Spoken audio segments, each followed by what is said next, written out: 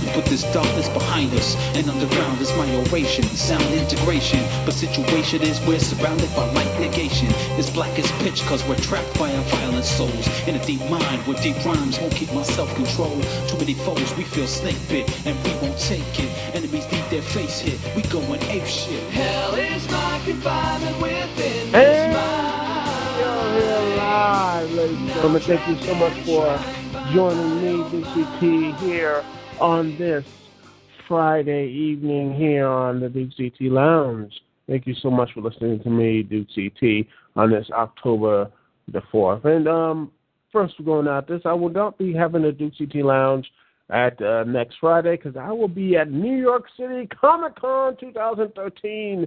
Yes, I'm going to be there having fun and doing all the crazy stuff. So it's going to be a great time. I'll give the video and all that good stuff here. And all that good stuff. So don't worry. I will be shooting pictures and all that good stuff. So it'll be just like going there, except, with shaky cam. But whatever. Anyway, let's get on to business and such. And let's look at the Monday Night Raw ratings. And they have been terrible. And honestly, I'm going to say this. By the way, the rating for this week for WWE Monday Night Raw has gone from 2.81 rating from last week to this week to 2.68.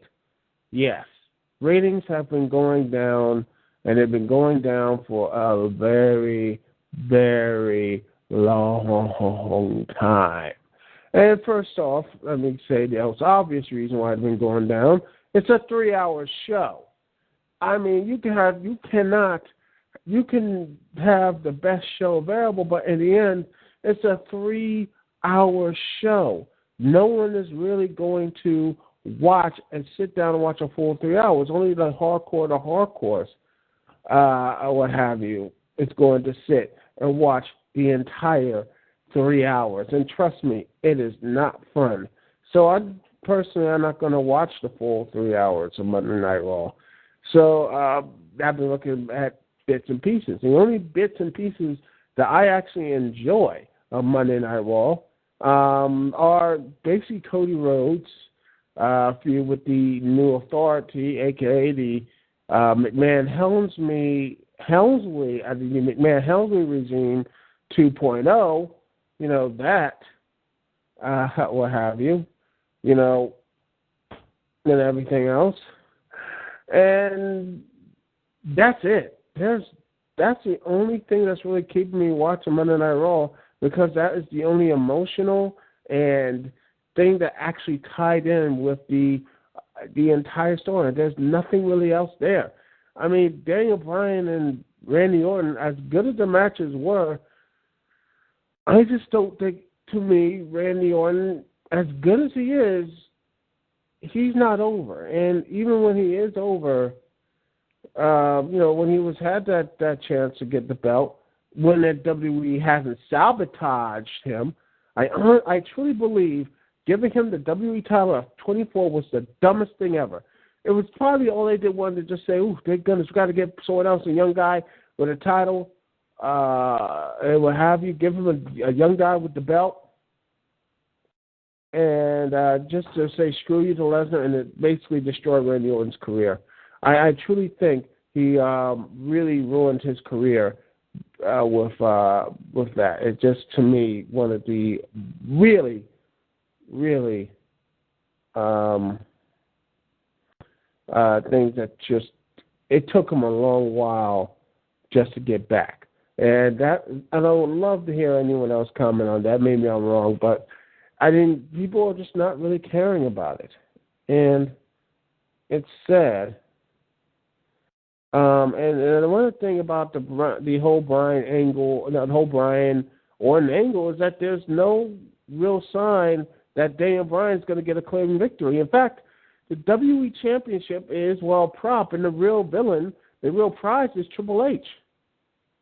And when you have that, and that, to me, they have to keep Randy Orton keeps getting screwed. I mean, you could just see the Big Show turning heel and knocking Bryan out. And having this whole thing continue on. until maybe it just seems like they keep going with this entire storyline over and over and over and over again. It just, I mean, they should just end it right here. Just,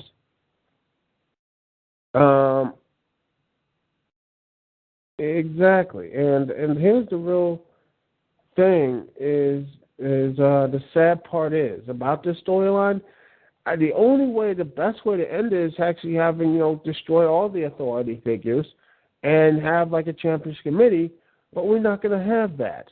Instead, what's going to happen is going to be Vince or John Cena coming in and save the day, as usual, and then Daniel Bryan will just float away to nothingness, and he'll be right there with Dolph Ziggler, Jack Swagger, and all those guys who are just good enough to be main event stars, but not good enough. And that's going to be the problem. And it's going to be the problem because WWE doesn't know how to push good stars. They're not going to do anything around to really build up stars. And I know someone said, hey, there was a baseball thing, there was a baseball, you had football, you had all this stuff. And I am sick and tired of these excuses. I know they say, well, it's hard. Please. I am tired. Please. I am tired of the excuses. Let's be honest, there's no one real reason to care about the show because we know Bryan is not going to win the WWE title at Battleground. We know that this whole Punk and Heyman feud is going to continue until Survivor Series. I know when Brock Lesnar comes back. I just don't care. I'm sorry. I just don't care about this stuff. I really don't care. That it's just he's never going to really, and that's not a bad thing with Daniel Bryan's going to be, where he's not going to be able to. And that's good. You need guys like that. You need guys to plug into the main event, and that's like you could easily go in from the under mid card to the main event scene. You need guys like that, but I mean they have shot so many people in the foot, and just these stop and go pushes. I mean, do you remember Damien Sandow? I mean, they jobbed him up before winning the Money in the Bank. They had him lose like 3 or 4 times to Cody Rhodes, and then Cody Rhodes fired, and they just moved on, and Cody Rhodes is going on bigger, better things. And Damien Sandow can't win a match to save his life. It's just, I don't know. But it's just really is a truly, truly sad. It just seems that, honestly, is that they are in a holding pattern with these guys, and I just feel like they just need to go back to their John Cena well. And with this, and I want to make a comparison, is like, they're like the Dallas Cowboys in a way, where they have these old stars, and their stars are good. Obviously, John Cena is better because he actually won championship. It doesn't hold under the pressure like Tony Romo. But catch my drift. Hold on. Let me go this situation here. You look at the big stars of the Dallas Cowboys. You look at Tony Romo. You look at Dallas. Jason Witten. You look at guys like DeMarcus Ware. Guys who are great. That have been picked up before, like when they were all picked up by Bill Parcells, a guy that actually they knew what they were doing. And in fact, when John Cena was picked up, and it was Jim Cornette, he knew what their guys were doing. And since then, I mean, who was their big star? Who was their really big ultimate star besides John Cena? Tell me right now. Who's their big, huge star that is people going to drive in the seats and say, I'm going to go see? The answer is nobody. The answer is there is no one as that big star. Cena is barely there, and then there's no one else. There is no bench. There is nobody to step up. And it is the WWE's fault. If I'm wrong, tell me in the comments. I know someone actually 89 is going to be, oh, no, dude, you're crazy, and all this other stuff. And I'm glad he's going to come down and just destroy me in the comment section. I like his little stuff in the comment section. It's really crazy, so I like that stuff. But I mean, I think even he will admit, too, that the WWE has sabotaged their new stars. They have no idea they're making new stars. And they say they're making one right now, but let's be honest, we know. It's just, I mean, really, it is basically the sword of Damocles here, or with John Cena comes up, because you know it's just hanging, and then it's going to just fall when John Cena comes back. They know they're going to put him in a big match. I know they're not going to put him with The Undertaker, which honestly would be awesome. I think Cena and Undertaker would be a great match at WrestleMania. But you know he's going to either be involved with the WWE title, he's going to be involved with Triple H. Where is he going to do? What is it? It's just going to, and everything else. And this is really something that I hope that is wrong. But a lot of people, and I think this is something really, really disturbing, is that they're all, I mean, it looks like they are, the WWE is just coasting on Daniel Bryan's openness, the openness of the crowd chanting yes, and people chanting for him. But the writing is, they're just going to keep coasting after that. But eventually, if Daniel Bryan does not get that big victory, doesn't get that WWE title soon, their fans are not going to be chanting for him. They're just going to just fall, and then when they fall, it's going to be a painful one. And it's just, it's going, it's just, I feel like it's just, they can't keep a story like this together. And this is the reason why people have ratings and such. There's no real connection to the story. There's no real connection there's no personal connection to Daniel Bryan. There's the storyline. There's no personal connection to anything else. Everything's in a holding pattern. Tag team titles are in a holding pattern. U.S. Championship is in a holding pattern. Hell, I'm not even going to look at Battleground because it's basically another Raw. So screw that. I'm not previewing that show. Please. I am not previewing that show. That show looks like complete garbage, and I'm not even going to talk about it. I mean, I might watch the Rhodes match, but that's it. Everything else could just go screw, and just go screw it. Of all I care. Anyway, I'm done with my bitching. Hopefully, I didn't chase you all away and guess too. And everything else. He agrees. Yeah, it looks like a true throwaway pay-per-view. Yeah, it is. Anyway, we'll be right back right after this. We're going to be listening to some more music from the OC Remix catalog I have here on my computer. We'll be right back here on the Dukect Lounge. Thank you so much for listening to me, Dukect.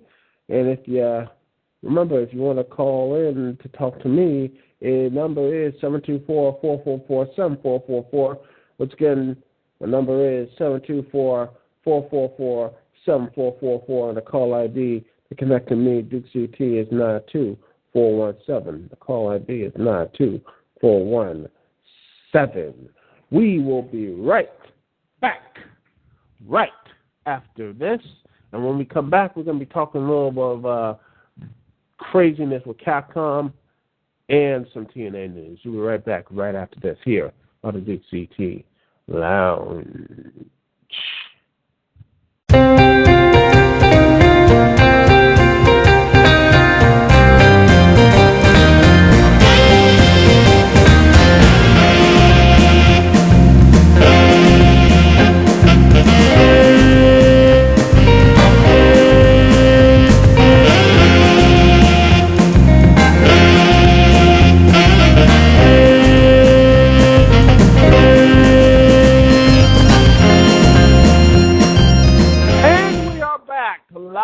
Here on the Dukect Lounge. Thank you so much for joining me, Dukect, here on the lounge. And boy, Capcom is in trouble. Real trouble, people. Ladies and gentlemen, boys and girls, this is big news that's just been reported. I'm looking at the developonline.net news that Capcom Europe is reportedly to and I quote, Capcom Europe is reportedly about to cut more than half its staff as part of major restructuring. Wow. damn, that is 50% of its workforce in Capcom UK is gone. That is. And with the news earlier, a couple of weeks ago, I reported that Capcom is losing money, have only $152 million in the bank. I honestly think Capcom is not long for this world. And this is sad because this is another big developer. THQ was the last one that went under. And like Capcom might be another one that might go. And people are saying there is no video game crash. How can you not look at this and tell me Capcom, one of the biggest publishers / developers in the video game industry, it's gone. It is just, and I know, a guest too is right there. It's a shame a staff has to suffer for the blunders of the higher-ups, and that's true. A lot of bad decisions made by Capcom's higher-ups, and this is something they're going to have to pay for, and it sucks because this is I think Capcom, there's good ideas there.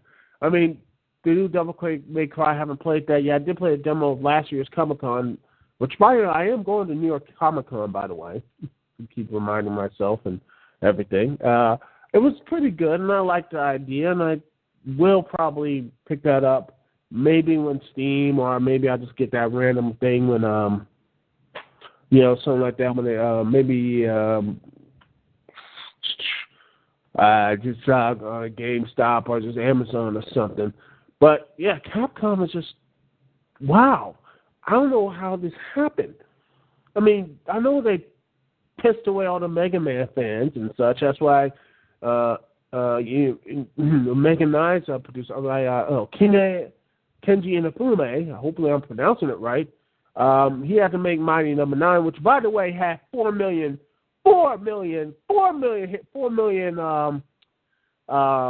dollars. So basically, it will hit on the next gen consoles, and it's awesome.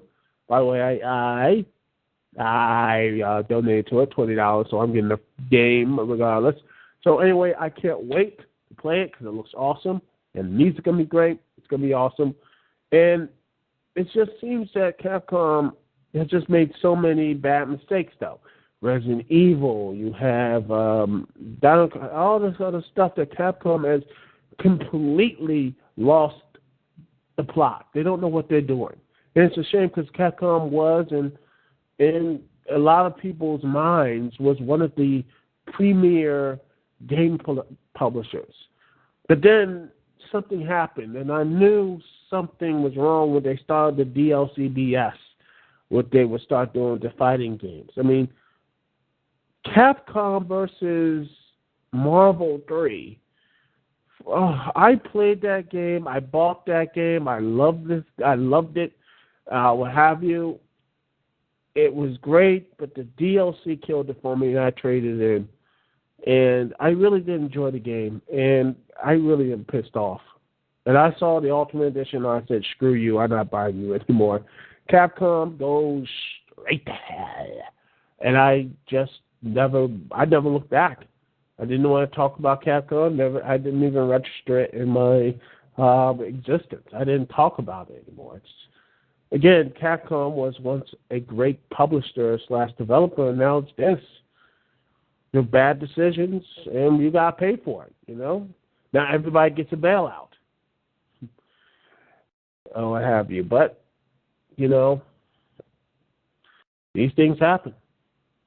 But anyway, hopefully they get their stuff together, and hopefully they restructure and they start getting back to the gamers' good graces again. Maybe they can restructure. I don't want to see Capcom go down like THQ, and that's it, what have you. So, yeah. Oh, exactly. I love this quote from Gas 2. It says, Capcom, we've lost tons of cash on bullshit DLC practices, failed mobile projects, and pissing off tons of loyal fans. Let's focus more on DLC. Yeah. And, I hope Capcom gets it together. They have to. If not, Sega just bought Atlas, so I would not be surprised if someone like, say, Nintendo, Sony, Microsoft, they're going to buy it. Capcom, or at least some of its properties. So just keep things watching about this. Anyway, we're going to take a little break here. We'll be right back. And speaking of things looking dire, we're going to talk a little total nonstop action. And the fate is similarity mirroring Capcom's at the moment. We'll be right back right after this.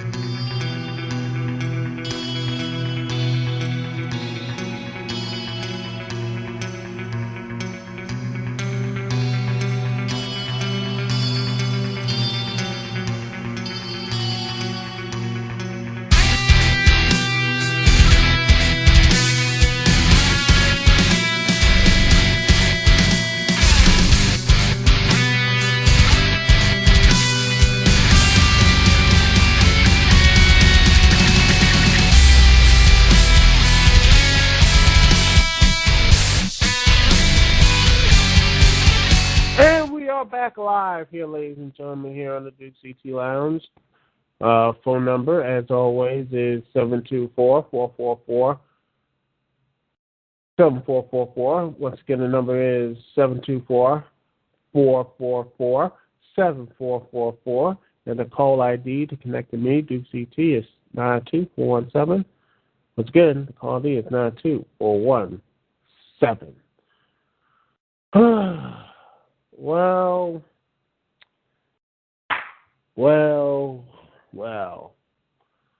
TNA Wrestling, company I've really been pro this year. I have been really hyping on it, but lately they've been, besides ego, nothing. And I do mean nothing. That nothing has really gone right with TNA. And now you hear rumors, these rumors, people, of TNA now looking like to get new ownership, what have you. Supposedly they're going to have what's going to happen in 2014. It's like somehow, supposedly the Carter family's dropping out with TNA. Some think it is. Some people think it isn't. I don't know at this point. This is No DQ. I'll put the link up there in the description. And I honestly hope it's not the case. I am praying that this is not the case.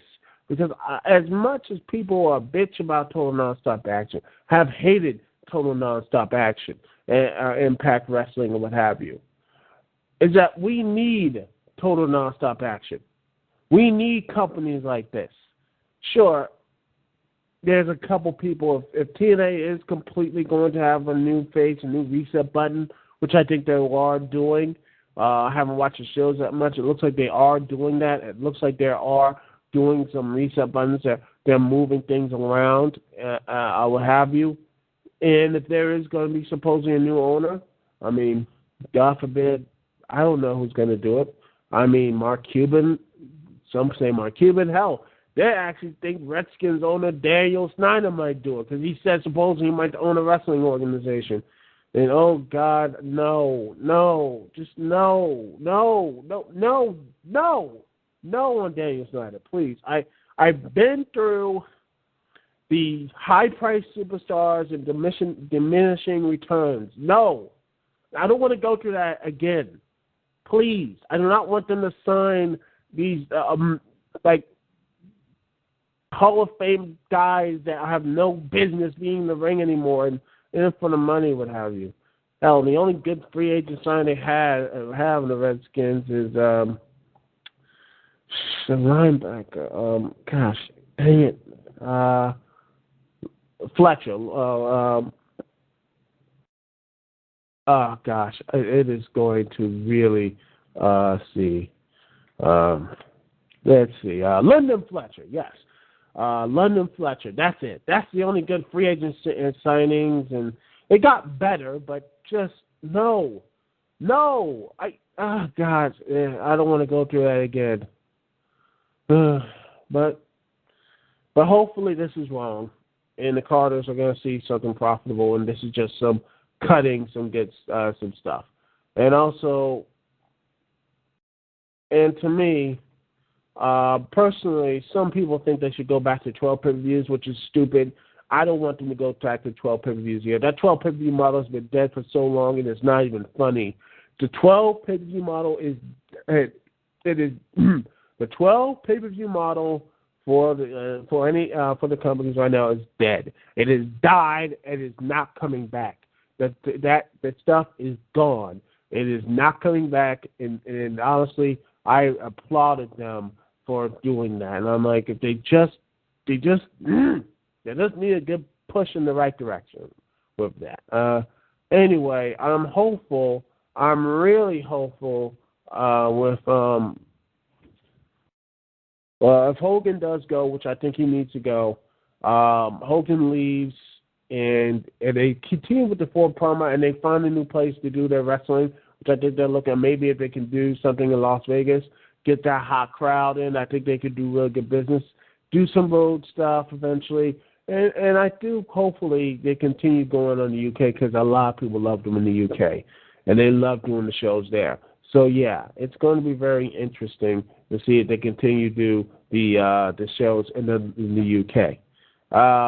But here's the thing with what have you is with TNA right now is the Bound for Glory push has been non-existent. I mean, the only thing that's been really pushed so far is Styles and Bully Ray. I'm hopeful that this whole thing ends and what have you with I don't know what's going to happen. It looks terrible. It is a weak lineup, and it's a very weak lineup, and it's just so sad. Magnus versus Sting, I hope it's going to be good. I think hopefully Magnus will beat Sting, and I think it's going to be really good. I think AJ Styles, Bully Ray needs to be decent. Manic, Chris Sabin, Austin Aries, Jeff Hardy, Ultimate X Division match. It just looks really bland and pedestrian. It's just sad. There's no real good. They just really screwed up the entire build-up. And I'm hopeful after this Bound for Glory thing, I'm hopeful after this it's a new reboot and they start doing some really good stuff. And I'm hopeful that this can be the kick in the pants that TNA needs because I do not want to have a WWE monopoly. And they always had a monopoly, fine. But let's be honest, I do not trust the WWE right now. It has been the storylines have been basically boring. Everything is a holding pattern. And this heel authority, same with TNA, enough is enough with the heel authority figures. Get a championship committee and let the wrestlers be the main part of the damn show. I am tired of general managers. I am tired of Vince McMahon, Dixie Carter, Hulk Hogan, Eric Bischoff, Mick Foley, and Jim Cornette, Dickie Guerrero, Eric Bischoff, two younger cousin, Brad Maddox. I am sick and tired of these damn authority figures. They need to go. I'm tired of this stuff, man. It's become so predictable. I mean, you could just easily put any type of situation right now in the in what WE and TNA is doing right now. Right now.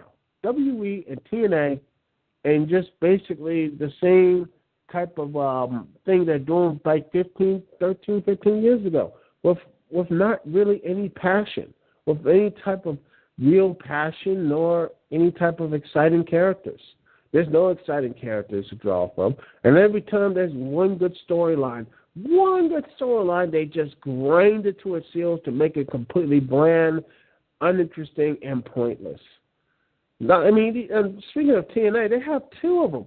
Not only got the new evil authority figure in Dixie Carter, who has really, I mean, you know, she's gotten better at it. I like the heel Dixie stuff. I like Team Dixie. I'm a little bit a fan of that. I'm not going to be lying because this is a new direction for her. And don't call me a hypocrite, but if this is a new direction for her, fine. But yeah, I'm getting sick of it. And then you have the Aces of Eights. Good Lord. Oh, my goodness. Every time I look at that group, I just think if they could have just pulled the trigger on Bully earlier, have him win last year's Bound for Glory series, have him beat Jeff Hart, beat Austin Aries, and have that whole thing be leading up for the rematch for Austin Aries. Like, he'd beat Austin Aries, gets beaten down. I mean, after the match and after the significant impacts, Austin Aries just took it out and what have you. And then you have him, Bully Ray, holding the belt and everything else. And then you have Slammiversary, Aries versus Bully Ray for the title and all that type of stuff. It would have been better. It would have been cleaner. And you end that storyline and just continue on with the Bound for Glory series. That, I think, would have been much better. But that's just my personal opinion. Anyway, this is it for the Dukect Lounge, ladies and gentlemen. I hope you enjoyed it. Like I said, I will be at New York City Comic-Con next week. But the week after, I will return. The week after, I will be back. I will be back. And I will be doing whatever. I will hopefully be recapping both Bound for Glory and Bound for Glory and maybe some other W. I think I'm previewing now W pay-per-view because I think a pay-per-view is going to come out next week or so later. I don't know when these pay-per-views come out. There are like 5 of them in October. But anyway, that's just me right now. That's just me. And that's the WWE for you. Anyway, thank you so much for listening. This is Dukect here. Peace and love. I'll see y'all when I see y'all later.